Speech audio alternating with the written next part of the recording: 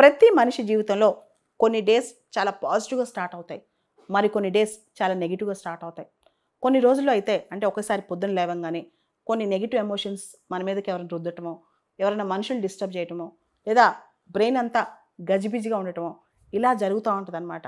ఇదంతా కూడా negative energy. ఇలా ప్రతి ఒక్కరికి ఏదో టైంలో జరుగుద్ది. జరిగినప్పుడు వెంటనే దాన్ని ఐడెంటిఫై చేయాలి, వెంటనే దాన్ని ఆపాలి. ఎంత నెగిటివ్ ఎనర్జీ వచ్చినా అదంతా పక్కన పెట్టి మన డేని అస్సలు డిస్టర్బ్ కానివ్వకూడదు. మన మైండ్ మన కంట్రోల్లో ఉండి మన డేని డిస్టర్బ్ కాకుండా ఉండాలి.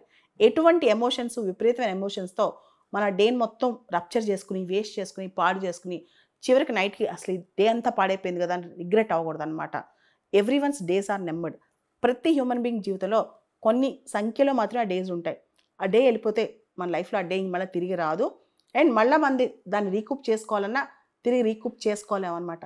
కాబట్టి మనం మన లైఫ్లో ప్రతి డేని జాగ్రత్తగా ఆచి తూచి ప్రతి నిమిషం, ప్రతి సెకండ్ని చాలా జాగ్రత్తగా వాడుకోవాలి.